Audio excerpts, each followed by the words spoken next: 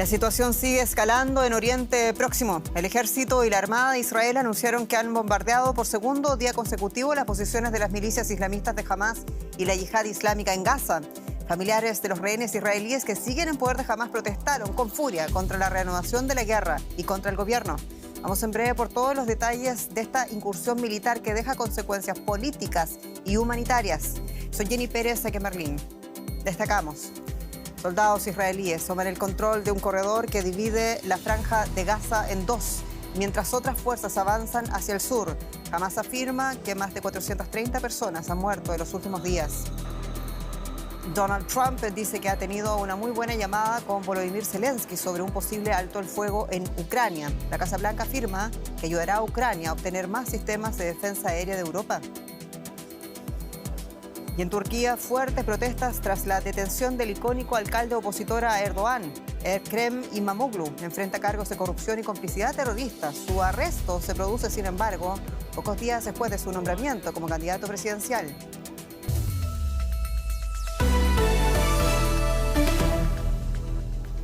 Tras bombardear posiciones de Hamás y la Yihad Islámica durante la noche, el ejército israelí anunció lo que llama operaciones terrestres limitadas en el enclave palestino.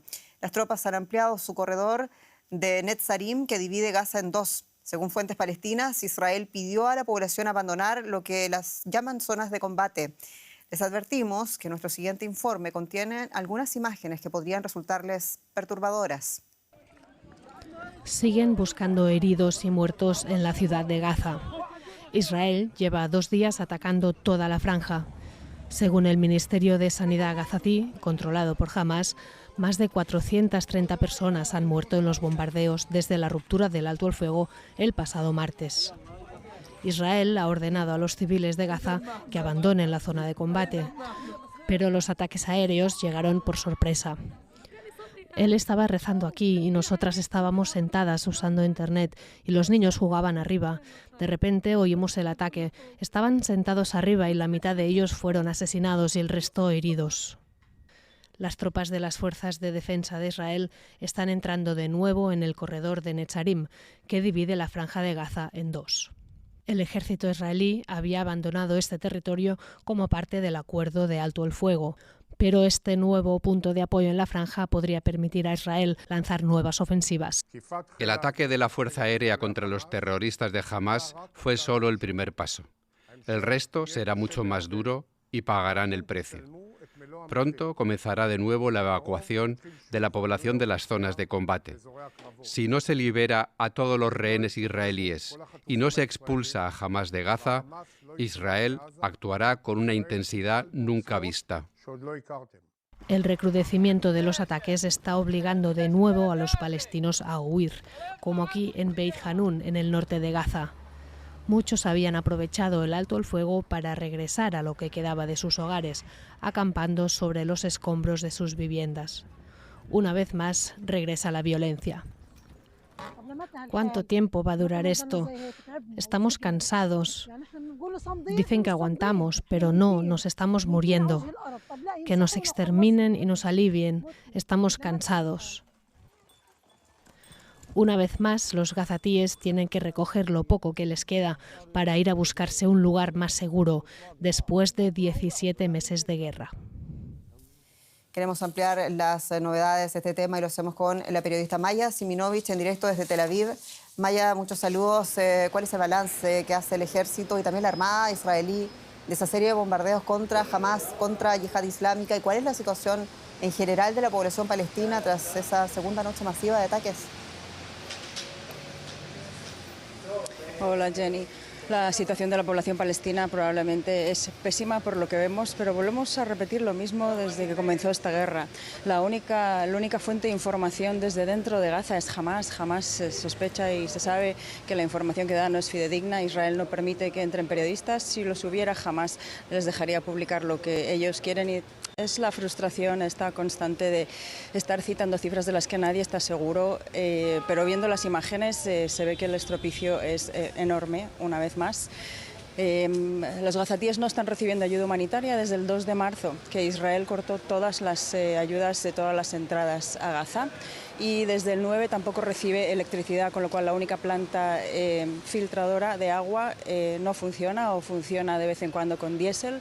Y dice la OCHA, una agencia de la ONU, que solamente una persona de 10 en Gaza tiene acceso a agua bebible.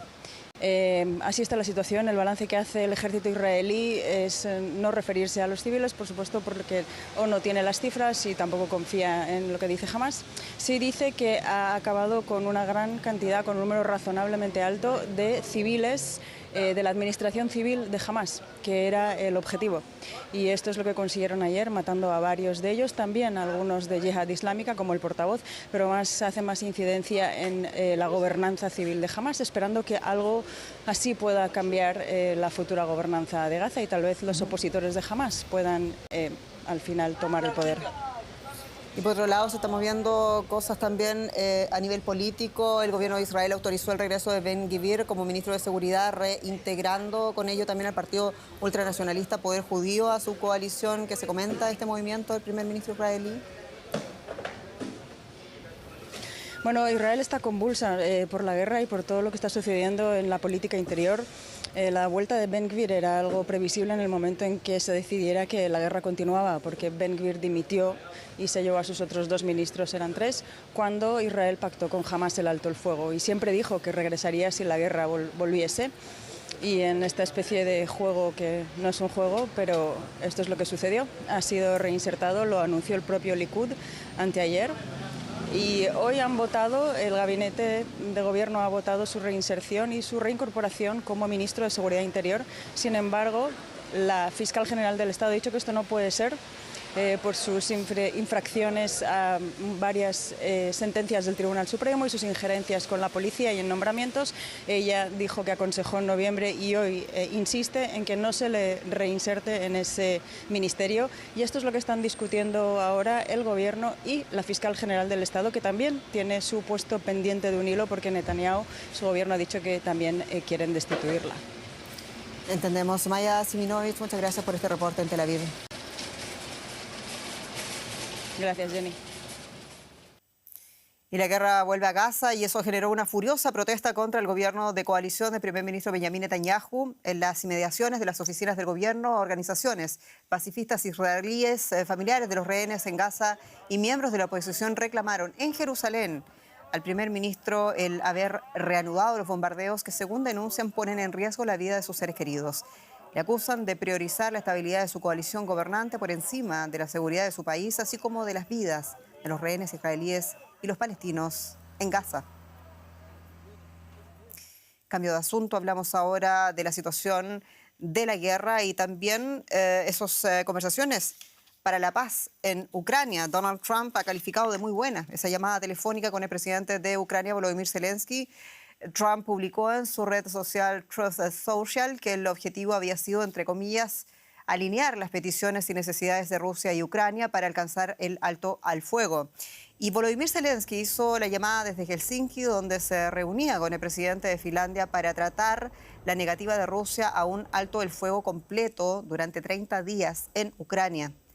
Zelensky afirmó que Moscú no está dispuesta a terminar la guerra después de que el presidente Putin aceptara solo detener los ataques contra la infraestructura energética de Ucrania y no un alto al fuego general. Y ampliamos la perspectiva con quien ven, con José Díaz Briceño, periodista en Washington. José, bueno, decíamos, Trump habla de un diálogo excelente y que las conversaciones con Zelensky van por buen camino. ¿A qué se refiere concretamente el presidente Trump a este respecto? Sí, esta fue la primera llamada desde aquella reunión en la Casa Blanca a finales de febrero en que justamente el presidente Zelensky fue expulsado luego de un tenso intercambio con Trump y con el vicepresidente J.D. Vance. La Casa Blanca está intentando sonar optimista, aunque el consenso aquí en Washington es que en general el resultado de la llamada de ayer entre el presidente Trump y el presidente Putin fue meramente modesto ante lo que habían pronosticado los propios funcionarios estadounidenses. Recordemos, el propio presidente Trump había asegurado en campaña que solo le bastarían 24 horas para terminar el conflicto, y lo que se ha encontrado es a una Rusia mucho más maximalista en sus demandas, y es por eso que la Casa Blanca está intentando sonar un poco más pues adelante en las cuestiones de esperanza sobre un cese al fuego, diciendo que en los próximos días ya va a haber pues básicamente unos intercambios técnicos con los funcionarios rusos para avanzar en un cese al fuego también en el Mar Negro. Esto como preludio, dicen, a un cese al fuego más grande. Hay que decir, el presidente Trump ayer dio una entrevista a la cadena Fox, y él mismo aseguró buscar un cese al fuego total por 30 días como había pedido. Quizá hubiera sido muy difícil lograrlo ayer en la llamada. José Díaz Briceño, muchas gracias en Washington. Y en medio de estos intercambios, que podrían resultar, por cierto, decisivos para Ucrania, Europa envía un mensaje de apoyo irrestricto a Kiev, y tenemos con nosotros a María García Sornosa con detalles desde Bruselas. María, un gusto saludarte, y bueno, ¿cómo reacciona Europa a esta etapa de las negociaciones entre Trump y Zelensky? Sí, Jenny, Europa responde con firmeza a la precondición de Vladimir Putin de que frene todo el apoyo internacional a Ucrania. El presidente del Consejo, Antonio Costa, ha sido muy claro. Hemos apoyado a Ucrania, lo hacemos a día de hoy, sobre todo lo haremos con más ahínco en tiempos de paz, cuando Ucrania sea un miembro de la Unión Europea. Aquí en Bruselas reina la cautela y el escepticismo con estas conversaciones de paz. No se fían de Vladimir Putin, y Francia, por ejemplo, pide que si llega esta tregua temporal pueda ser verificada. Los europeos tampoco contemplan por el momento reducir la presión sobre Rusia y levantar ninguno de los 16 paquetes de sanciones impuestos durante estos 3 años de guerra. Y a todo esto, por otro lado, la Comisión Europea, María, presentaba su plan para rearmar a Europa en 2030. ¿Cómo nos podrías resumir ese plan? Si Europa quiere la paz, debe estar preparado para la guerra. Es el mantra que vertebra el plan de rearme presentado hoy por la Comisión Europea. La Unión quiere tener la independencia total de seguridad y su defensa en 2030, y para ello busca movilizar hasta 800.000 millones de euros para comprar de forma conjunta drones, artillería y munición. El elemento novedoso que incluye este plan es una cláusula para financiar solo los equipamientos militares producidos en la Unión Europea. Kaja Kallas, la jefa de la diplomacia comunitaria, ha sido muy clara. No estamos en tiempos de guerra fría, pero sí hay una guerra caliente en territorio europeo. La amenaza es existencial, por eso la necesidad de urgencia de sacar adelante todos estos planes lo antes posible. María García Sornosa, como siempre, un gusto en Bruselas. Un abrazo, Jenny, buenas noches. Y en medio de todo esto, Rusia y Ucrania han llevado a cabo un intercambio de prisioneros de guerra. Cada bando liberó a 175 personas en uno de los mayores canjes de prisioneros en lo que va de la guerra. Y estamos viendo imágenes de ese momento. En Ucrania, los familiares se reunieron con los recién liberados en un hospital de la región de Chernihiv. Moscú dijo que había liberado a otros 22 prisioneros gravemente heridos como gesto de buena voluntad. Los militares rusos liberados por Ucrania se encuentran en territorio de Bielorrusia, donde reciben atención médica y psicológica, y pronto serán trasladados a su país. Y también es noticia, en Turquía, la policía arrestó al alcalde de Estambul, a Ekrem İmamoğlu, el principal rival político del presidente Recep Tayyip Erdoğan. La detención se produce pocos días después de la nominación del líder opositor como candidato a la presidencia del país.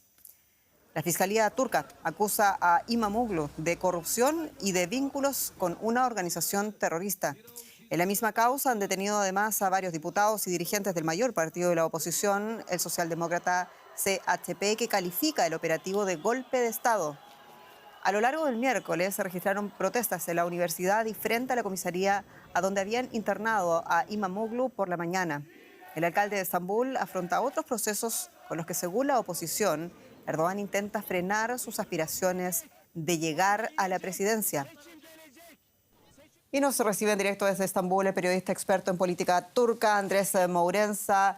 Andrés, cuán grande es el malestar entre los seguidores de İmamoğlu, considerado que no solo es uno de los principales líderes opositores, sino también una de las cartas más serias a retar a Erdoğan en las próximas elecciones.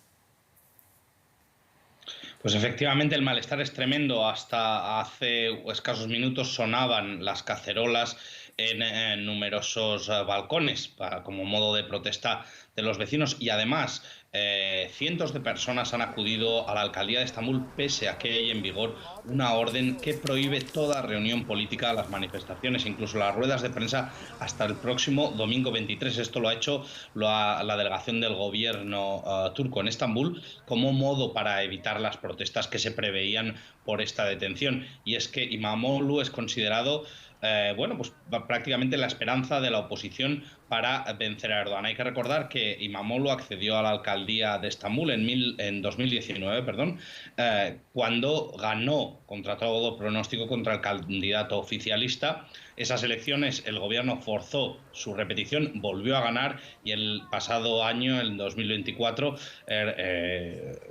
İmamoğlu revalidó su victoria, además con más de 11 puntos respecto a un exministro que había puesto ahí Erdogan encargado de ganar Estambul. Por lo tanto, su apoyo es muy grande, muy amplio, y es visto como un verdadero rival para Erdogan. Andrés Mourenzo, muchas gracias en Estambul. Y todo se mueve en el mercado financiero y económico. Hablamos de ello con quien ven, con Andrés Blumenkrantz, colega de Economía. Muy bienvenido. ¿Qué tal, Jenny? ¿Cómo estás? Hoy se reunió la Reserva Federal de Estados Unidos. Estábamos pendientes de lo que iba a salir de ahí. Las tasas, esto era de esperar, se mantuvo sin cambios. La Fed dijo, sin embargo, que espera recortarlas todavía 2 veces este año, pero advirtió que el panorama ahora es mucho más incierto que antes. El presidente del Banco Central de Estados Unidos, Jerome Powell, dijo que la posibilidad de una recesión ha aumentado desde niveles muy bajos anteriormente, todo esto en medio de la preocupación de que las políticas económicas del presidente Donald Trump puedan desencadenar una desaceleración o una recesión. La Fed prevé ahora que la economía crezca más lentamente este año bajo una creciente presión inflacionaria debido a los aranceles de Trump. De este asunto vamos a hablar con nuestra corresponsal financiera que nos escucha en Nueva York, Ana Nieto. Ana, ¿ha hablado Powell del aumento de perspectivas de inflación debido a estos polémicos aranceles de la administración Trump? Lo ha hecho extensamente, dado que los grandes aranceles pueden llegar en apenas 2 semanas, el 2 de abril. Estas son algunas de sus conclusiones. Antes de los aranceles se preveía una inflación de alrededor del 2,5%. Esta perspectiva se ha subido al 2,8%. En segundo lugar, Powell dice que se ha percibido que en los 2 últimos meses ha habido una subida de precios de bienes que pueden estar relacionados con compras anticipadas por los aranceles y las perspectivas de subidas de precios. En tercer lugar, ha dicho que cree que la subida de la inflación puede ser transitoria. Es la misma palabra que utilizaron en el año 2022 y entonces estaban equivocados. Lo que Powell cree es que en última instancia va a haber una acumulación de precios que va a ser perjudicial para el consumidor y para el crecimiento económico, pero no una continuada subida de precios, que es lo que es la inflación. No obstante, cree que estos aranceles van a retrasar el proceso de la lucha contra la inflación y que no se llegará al 2% pronto. De hecho, el 2,2% se espera en el año 2027. Powell dice, no obstante, que hay muchísimas incertidumbres con respecto a estas previsiones y advierte de las consecuencias no deseadas de los aranceles. Puso el ejemplo de que en la primera legislatura de Trump hubo aranceles a las lavadoras y también se subió el precio de las secadoras, aunque estas venían sin arancel. Ana, los analistas apuestan cada vez más sobre una recesión y aumentan, y la Fed ha recortado fuertemente sus previsiones de crecimiento para la mayor economía del mundo. ¿Coincide la Fed en esta previsión entonces? No del todo. Powell dice que las previsiones que han visto de recesión son aún bajas, por más que hayan subido, y que la Fed no tiene esta perspectiva. Lo que sí que ha hecho la Reserva es rebajar la perspectiva de crecimiento que tenía en diciembre del 2,1 al 1,7%, que es más bajo que el recorte que ha previsto la OCDE, y también el más bajo desde el año 2022. Con respecto al empleo, mantienen el 4,4% de diciembre aproximadamente. El cuadro que pintan estas previsiones es más cercano a una estanflación, bajo crecimiento con alta inflación. Powell dice que es un escenario complicado y que no se está de momento en esta situación. Muchos economistas consideran que con semejante rebaja de crecimiento es extraño que nos haya rebajado la perspectiva de rebajas de más de 2 recortes de tasas este año. Ana Nieto, Nueva York, gracias por estas informaciones. Hasta cualquier momento. Gracias. Rápidamente, otras noticias de esta jornada. Según el diario Financial Times, el gobierno chino está retrasando la aprobación de una planta de BYD en México. Fuentes consultadas por el diario dijeron que China teme que la planta en México pueda facilitar la transferencia de tecnología a Estados Unidos. Este fabricante de autos eléctricos, el más importante de China, anunció en 2023 su intención de instalarse en México, planes que todavía no se concretan. Un juez federal consideró que el cierre de la Agencia de Estados Unidos para el Desarrollo Internacional, USAID, es probablemente inconstitucional y pidió no continuar con su desmantelamiento. El Departamento de Eficiencia Gubernamental que dirige Elon Musk había despedido a cientos de trabajadores y a mediados de marzo canceló oficialmente más del 80% de los programas de ayuda. Jenny Pérez nos trae más información. Rápidamente lo siguiente, porque el nuevo gobierno de los Estados Unidos no quiere más migrantes indocumentados y el plan del secretario de Estado incluye activamente a países de Centroamérica. Varios gobiernos aceptaron hacer los llamados puentes para la deportación de los connacionales y otros latinoamericanos. Muchos de ellos están ahora en una mega cárcel en El Salvador y otros siguen en fronteras como el sur de Costa Rica. Nos dicen, en forma anónima, no poder regresar porque sus vidas corren peligro.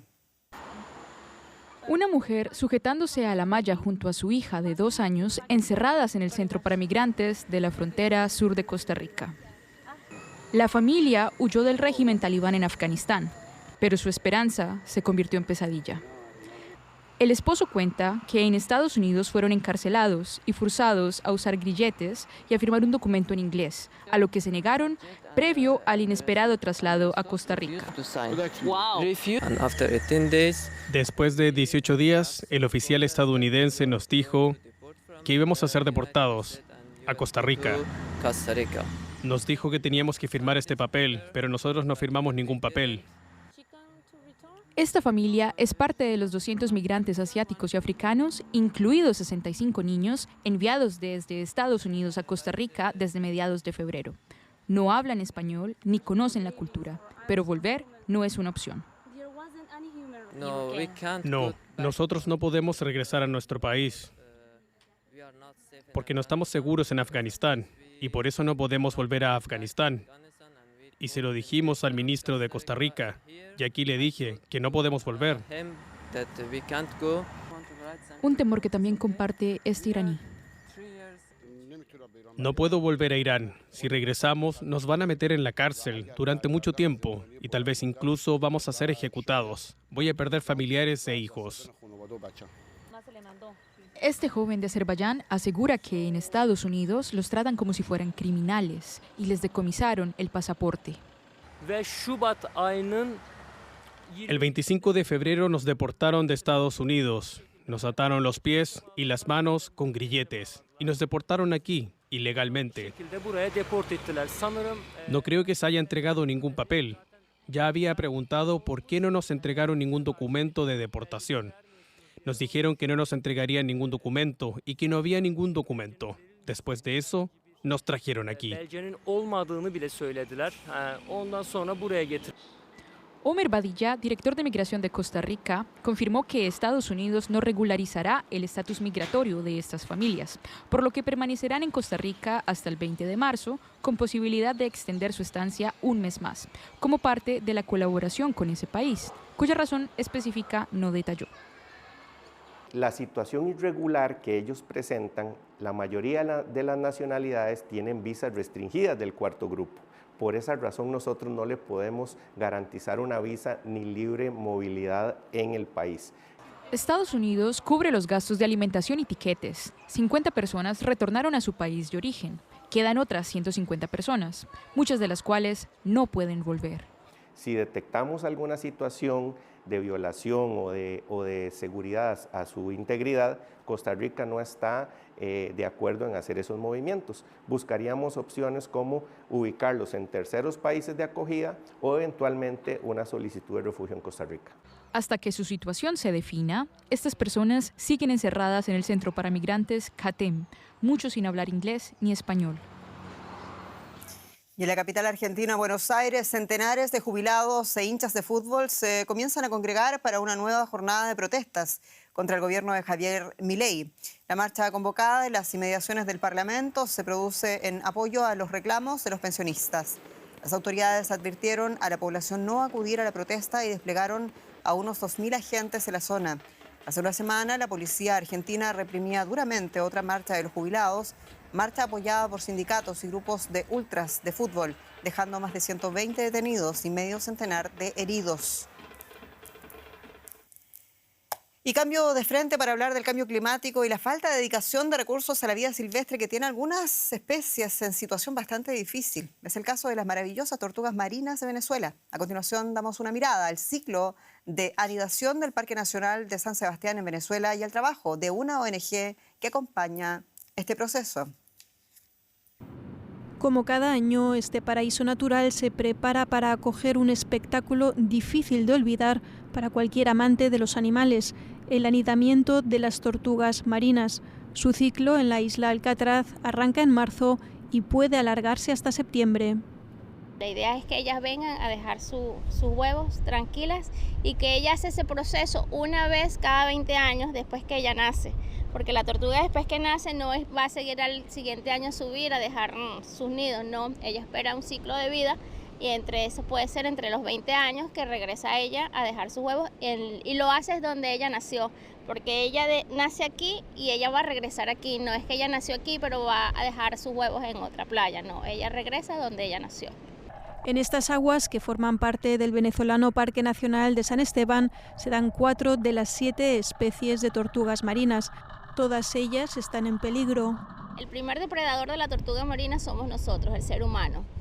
Luego le siguen las gaviotas, los cangrejos, los perros. Entonces es importante pues, que todos seamos colaboradores, no nada más los tortugueros, sino todas las personas en todo el planeta Tierra. Precisamente de la protección de las tortugas se encarga en esta zona la ONG venezolana Fundación Ecorrutas Cachirí. Junto con voluntarios patrullan las playas vírgenes, identificando y protegiendo los nidos para garantizar un proceso de eclosión seguro. Y es que de cada 1000 tortugas crías que nacen, solo una sobrevive hasta la edad adulta, por lo que es vital tratar de reducir al máximo el impacto del ser humano para garantizar la sobrevivencia de estos singulares animales marinos. Y con ese llamado nos despedimos. Muchas gracias, como siempre, por su sintonía y confianza. Soy Jenny Pérez, esto es Deutsche Welle, noticias en español desde Berlín para ustedes. Muchas gracias y hasta pronto.